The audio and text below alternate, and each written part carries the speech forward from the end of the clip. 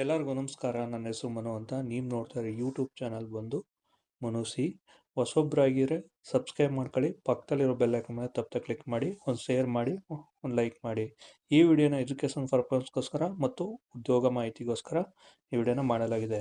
Control N ಹೊಸ ಡಾಕ್ಯುಮೆಂಟ್ಸನ್ನು create ಮಾಡ್ಬೋದು MS ಆಫೀಸಲ್ಲಿ.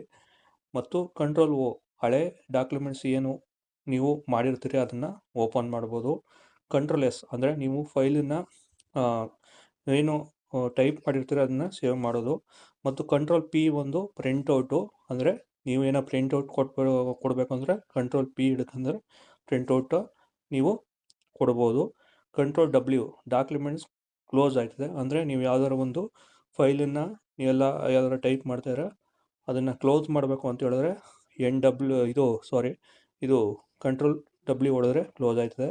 ಕಂಟ್ರೋಲ್ C ಬಂದು ಕಾಪಿ, ಅಂದರೆ ನೀವು ಟೈಪನ್ನು ಮಾಡಿರ್ತೀರಿ ಅದನ್ನು ಕಾಪಿ ಮಾಡಬೇಕು ಅಂತ ಹೇಳಿದ್ರೆ ಕಂಟ್ರೋಲ್ C ಮಾಡಿದ್ರೆ ಕಾಪಿ ಹೋಯ್ತದೆ. ಕಂಟ್ರೋಲ್ Y ಅಂದರೆ ಕಂಟ್ರೋಲ್ Y ಬಂದು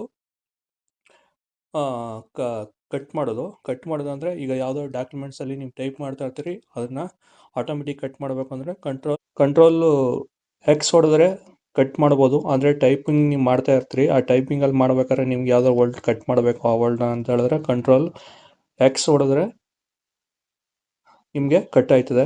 ಕಂಟ್ರೋಲ್ V ಬಂದು ಪೇಸ್ಟು, ಅಂದರೆ ನೀವು ಒಂದು ಟೈಪ್ ಮಾಡಬೇಕಾದ್ರೆ ಏನಾರು ಅಕಸ್ಮಾತ್ ನೀವು ಅದನ್ನು ಪೇಸ್ಟ್ ಮಾಡಬೇಕು ಅಂದರೆ ಈ ಕಟ್ ಮಾಡಿರೋದನ್ನ ಪೇಸ್ಟ್ ಮಾಡಬೇಕು ಅಂತ ಹೇಳಿದ್ರೆ ಕಂಟ್ರೋಲ್ V ಮಾಡಿದ್ರೆ ಇದು ಆಟೋಮೆಟಿಕ್ಕಾಗಿ ಕಟ್ ಆಯ್ತದೆ.